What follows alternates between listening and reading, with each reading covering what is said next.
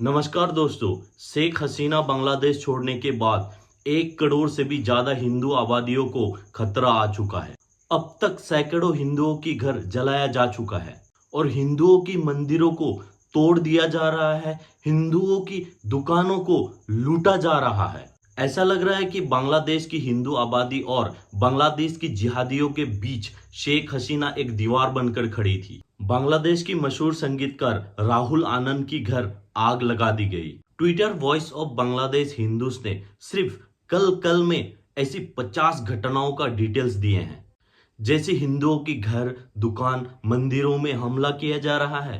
एक घटना में तो हिंदू टीचर मृणाल क्रांति चटर्जी की इस्लामिक जिहादियों ने हत्या कर दी। देश की सबसे बड़ा अंग्रेजी अखबार द टाइम ऑफ इंडिया की रिपोर्ट के मुताबिक बांग्लादेश रंगपुर में अवामी लीग से जुड़े एक हिंदू काउंसिलर हराधन राय और उसके भतीजे को जिहादियों का भीड़ में मार डाला। फेनी में एक दुर्गा मंदिर को हमला किया गया। हमुओं की शमशान घाट जमीनों पर भी जबरदस्ती कब्जा कर लिया गया। पार्वतीपुर में काली माता मंदिरों के साथ 5 मंदिरों को तोड़ दिया गया। सतबगंज में हिंदुओं के घर में हमले किया गया। यहाँ हम जगह और लोगों के नाम इसलिए जिक्र कर रहे हैं ताकि किसी को ये ना लगे कि हम यूं ही बात कर रहे हैं। ये वो घटना है दोस्तों, बांग्लादेश की अखबार में भी रिपोर्ट हुई है।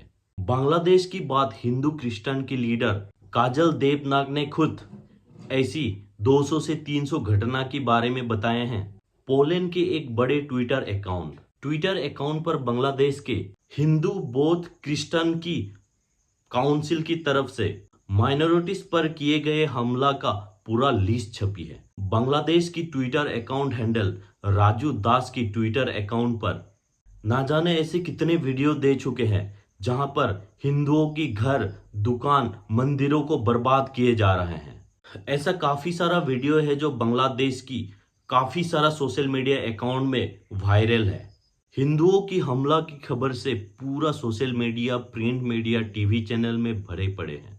ये सारा हमला एक बड़े से वाल खड़ा करते हैं कि कुछ दिन पहले हुआ छात्र आंदोलन सच में रिजर्वेशन का खिलाफ था। अगर सच में लोगों का गुस्सा शेख हसीना पर था तो आज ये क्यों हिंदुओं पर हमला कर रहे हैं। अब तो लगभग रिजर्वेशन भी खत्म हो चुके हैं। शेख हसीना भी बांग्लादेश छोड़ के जा चुके हैं। तो ये आज हिंदुओं पर, हिंदुओं के घर पर, हिंदुओं के मंदिर पर, हिंदुओं की दुकान पर किस बात की गुस्सा निकाल रहे हैं ये लोग। मुझे ऐसा लगता है आंदोलन करने वालों में से ज्यादा लोग छात्र है ही नहीं। छात्र की शक्ल में जमात बांग्लादेशी नेशनल पार्टी का जिहादी है जो बरसों से वहां की हिंदू कौम की खून के प्यासे हैं। ये वो लोग हैं जो पूरा हिंदुओं को बांग्लादेश से भगाना चाहते हैं। ये वो लोग हैं जो हिंदुओं की दुकानों को कब्जा करना चाहते हैं। ये वो लोग हैं जो सेकुलर वायलेंस पर बने बांग्लादेश को इस्लामिक कंट्री बनाने के लिए मुजीबुर रहमान की हत्या कर दी थी।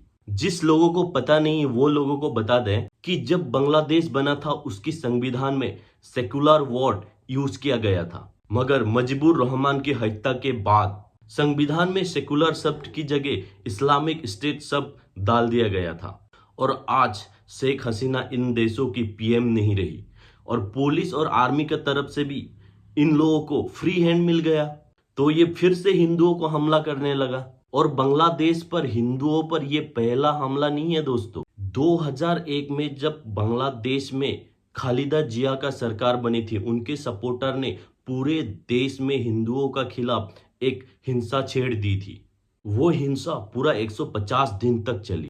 उस हिंसा में हिंदुओं को 18,000 से भी ज्यादा लोगों को क्राइम किया और 1,000 से भी ज्यादा हिंदू औरतों को गलत काम किया।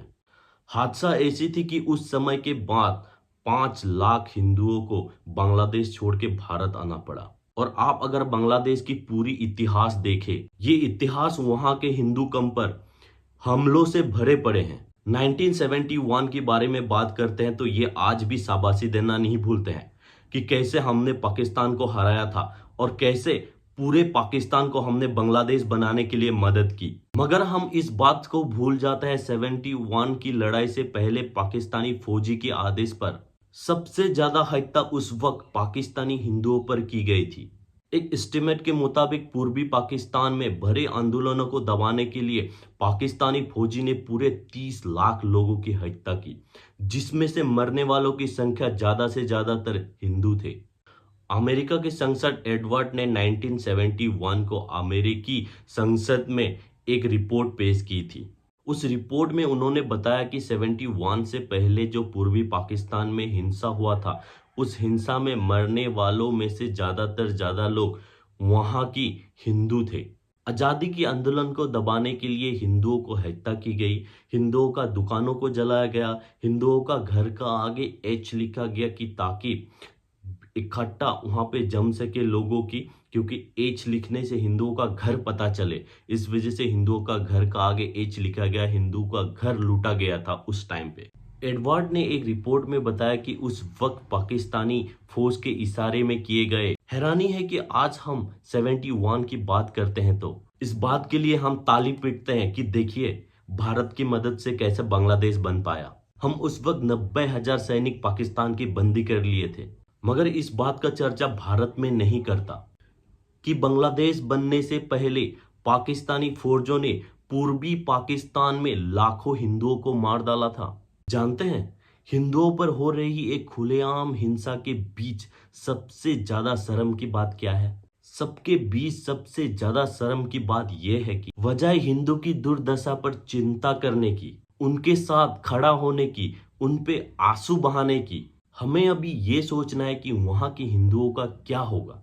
अफगानिस्तान में हिंदू सिख बचे ही नहीं, पाकिस्तान में हिंदुओं के साथ क्या हो रहा है आप लोगों के सामने है। 1947 की टाइम में पूर्वी पाकिस्तान यानी आज की बांग्लादेश में 30% से ज्यादा आबादी हिंदू थे। आज के टाइम में बांग्लादेश में 8% भी हिंदू नहीं बचा है, और अब वहां जैसे हालत है इस वक्त, कुछ सालों बाद शायद इतना भी नहीं बचेंगे।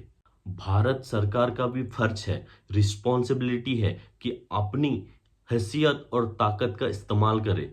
बांग्लादेश की फोर्स और वहां पे आने वाले सरकारों को भी ये मैसेज दे कि वहां की हिंदू कम्युनिटी के साथ कुछ भी नहीं होना चाहिए।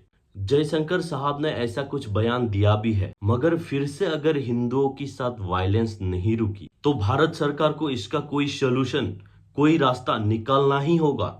हम ये सोचकर हाथ पर हाथ रख के खड़ा होकर नहीं रह सकते दोस्तों, क्योंकि ये दूसरा देश का मामला है। कि ऐसी भारत सरकार ने CAA लाकर पहला मैसेज दे चुका है कि बांग्लादेश और पाकिस्तान में रहने वाले हिंदू, बौद्ध और सिख को पराया नहीं मानते।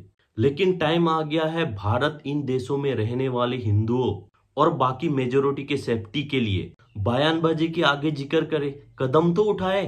क्योंकि कोई भी इंसान ये बर्दाश्त नहीं कर सकता कि उसका भाई, उसका बहन, उसका दादा किसी और देश में जाके जिहादियों का हाथ यूं ही मरे जाएं।